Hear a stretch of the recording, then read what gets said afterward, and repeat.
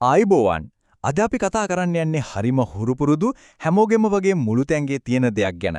හැබැයි මේක සාමාන්‍ය දෙයක් වගේ පේනුනට මහද්වීප ගණනාවක් තරණය කරපු ඉස්සර කාලේ රාජවරුන්ගේ ඖෂධයක් විදිහට පාවිච්චි කරපු දෙයක්. ඒ තමයි අපේ රටින්දි. සාමාන්‍යයෙන් හිතෙන්න පුළුවන් රටේදී කියන්නේ නිකම්ම ඇඹුල් රසට විතරක් සීමා වෙච්ච දෙයක් කියලා. එහෙමනම් පුදුම වෙන්න ලෑස්ති වෙන්න. මොකද අපි දැන් මේ කරල ඇතුලේ සංවිලා තියෙන සම්පූර්ණ ඉතිහාසයයි සෞඛ්‍ය රහස් ටිකයි එකින් එක හෙළිදරු කරගන්නයි යන්නේ. හරි. එහෙනම් මෙන්න අපේ ගමන් මාර්ගය. අපි මුලින්ම කාලය හරහා ආපසර ගිහින් මේ පැරණි සංචාරකයාගේ කතාව අහමු. ඊට පස්සේ මේ ශාකයේ ස්වභාවය ගැන කතා කරලා එහි සැඟවුණු පෝෂණ බලය ගැනත් අවසානයේටම අපේ ජීවිතවලට ඒක එකතු කරන වටිනාකම ගැනත් අපි සොයා බලමු. හොඳයි අපි මුලින්ම කිමිදමු මේ ශාකයේ පුරාණ ඉතිහාසයට. රටේදී කියන්නේ එක තැනක නැවතිලා හිටපු ගහක් නෙවෙයි. නෑ ඒක හරියට ලෝකෙ වටේම ගිහින් කතන්දර ගොඩක් එකතු කරගත්ත පැරණි සංචාරකයෙක් වගේ. ඉතින් මේ ගමන පටන් අරන් තියන්නේ ඈත අප්‍රිකාවේ සහ දකුණු ආසියාවේ නිවර්තන වනාන්තරවලින්. එතනින් තමයි වෙළඳ මාර්ග දිගේ ඉන්දියාවට ඇවිත් තියෙන්නේ. ඇත්තටම ඉන්දියාවේදී තමයි මේක ලෝකේ පුරා ප්‍රසිද්ධ වෙන්න පටන් ගන්නෙ. අන්තිමේදී ඒ රසයත් එක්ක මේ ගුණයත් එක්කම ශ්‍රී ලංකාවට ඇවිත් අපේ සංස්කෘතියේම අත්‍යවශ්‍ය කොටසක් බවට පත් වුණා. පරම්පරා ගානක් තිස්සේ අපේ ගම්වල ගෙවල් ළඟ පාරවල් අයිනේ මේ රටින්දි ගහ කියන්නේ සෙවන දෙන යෝධයෙක්. ඒකෙන් ලැබුණු ඇඹුල හොඳි රසකලා විතරක් නෙවෙයි. ආච්චිලා සීයලා පොඩි ලෙඩ රෝගවලට ඖෂධයක් විදියට මේක පාවිච්චි කළා. ඒක ඒ කාලේ හැම ගෙදරකම තිබුණු බෙහෙතක් වගේ. ඉතින් මේ තරම් දිගු ගමනක් ආපු මේ ශාකයේ ඇත්තටම මොන වගේ එකක්ද? රටේන්දි කාන්නේ නිකම්ම ගහක් නෙවෙයි. ඒක වියලි කලාපයේ තියෙන ඕනෙම අභියෝගයකට මුහුණ දෙන්න පුළුවන් බොහොම ඔරොත්තු දෙන යෝධයෙක්. හිතන්නකෝ මේ ගහ අඩි 60ක් දක්වා උස යනවා. ඒ කියන්නේ සාමාන්‍ය තට්ටු 6ක විතර ගොඩනැගිල්ලක් තරම් උසයි. ඉතින් ඒක ඇත්තටම පරිසරයේ රජෙක් වගේ කැපී පෙනෙන ශාකයක්.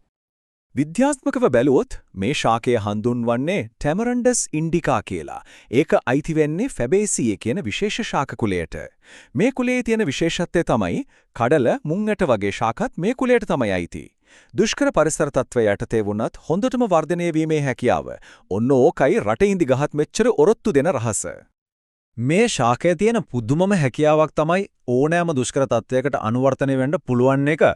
අධික හිරු රශ්මිය, අඩු වර්ෂාව මේ කිසිම දෙයක් රටින්දි ගහට ලොකු ප්‍රශ්නයක් නෙමෙයි. විශේෂයෙන්ම නියඟයට ඔරොත්තු දීමේ හැකියාවෙන් නම් ඒක ඇත්තටම ෂූරෙක්. හරි දැන් තමයි අපි එන්නේ මේ කතාවේ රසවත්ම වගේම වැදගත්ම කොටසට. මේ දුඹුරු පාට කරල ඇතුලේ ඇත්තටම සැඟවිලා තියෙන සෞඛ්‍ය බලකාරය ගැන තමයි අපි දැන් හිලිදරව් කරගන්න යන්නේ.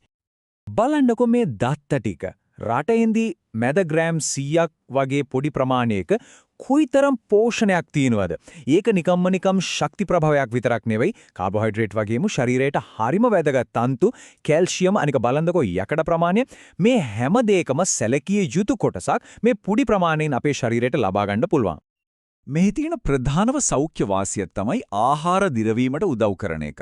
අපේ ආච්චිලා සියලා බර කෑම වේලකට පස්සේ රටේන්දි ටික කන්න කියන්නේ නිකම්ම නෙවෙයි.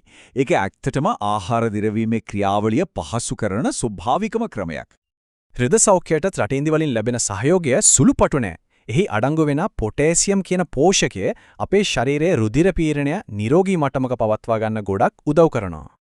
ඒ විතරක් නෙවෙයි මෙහි තියෙන කැල්සියම් වලින් අස්ථි ශක්තිමත් කරනකොට යකඩ වලින් රුධිරය පෝෂණය කරලා රක්තහීනතාවය වගේ තත්ත්වයන් වළක්වා ගන්නත් උදව් කරනවා. බලන්න එකම දෙයකින් ප්‍රයෝජන කීයක්ද? ඉතින් රටේන්දි වල වටිනාකම අපේ ශරීරයට විතරක් සීමා වෙන්නේ නැහැ. ඒක අපේ මුළු තැන්ගෙන් එහාට ගිහින් රටේ ආර්ථිකයට දායක වෙන හරිම වටිනා සම්පතක්. අපි බලමු ඒ කොහොමද කියලා. ගහෙන් කඩන සාමාන්‍ය කරල කොයිතරම් වටිනා ගමනක් යනවද කියලා බලන්න. මුලින්ම ඒක අපේ කෑම මේසෙට ඇවිත් රස එකතු කරනවා. ඊළඟට ඒක ආයුර්වේද ඖෂධයක් බවට පත් වෙනවා. අවසානයේදී ලෝකේ පුරා ගින් අපේ රටට විදේශ විනිමය කියනවා. එකම කරලෙන් ලැබෙන ප්‍රයෝජන කන්දරාව. රටේන්දි ගහ කියන්නේ එකම වෙලාවේ රසක් ගොඩක් කරන කෙනෙක් වගේ. මදිය කුස්සිය සූපවේදියෙක් වෙනවා, ආයුර්වේද වෙදකමේදී වෛද්‍යවරයෙක් වෙනවා, ලිය වඩු කාර්මිකයෙක්ගේ අතේ ගෘහ භාණ්ඩයක් බවට පත් වෙනවා, අන්තිමට පොත්ත පවා ගොවියෙකුට උදව් කරන කෘමිනාශකයක් වෙනවා. රටඉදි වලින් අපේ ආර්ථිකයට ලැබෙන දායකත්වය එක පැත්තකට විතරක් සීමා වෙලා නැහැ. අපි මදයයි ඇටයි පිටරට යවනවා, ඒ වගේම වටිනා ආයුර්වේද නිෂ්පාදන හදනවා, දේශීය වෙළඳ පොළටත් විවිධ දේවල් හදනවා. මේ අංශු තුනෙන්ම අපේ ආර්ථිකය ශක්තිමත් වෙනවා. ඉතින් මේ හැම දේම දිහා බැලුවම අපිට පැහැදිලිවම පේනවා රටහින්දි කියන්නේ නිකම්ම ගහක් නෙවෙයි, ඒක අපේ සංස්කෘතියේ සහ ඉතිහාසයේ නොමැකෙන උරුමයක් කියලා. ශ්‍රී ලාංකික සංස්කෘතියට දැඩිව සම්බන්ධ බහුල වටිනාකමක් ඇති ශාකයක්. ඔව්, මේකෙන් කියවෙනවා වගේම රටින්දි කියන්නේ නිකම්ම ආහාරයක් නෙවෙයි. ඒක අපේ පරම්පරා ගණනාවක මතකයන්, සුවය සහ ජීවනෝපාය රඳා පවතින ජීවමාන උරුමයක්.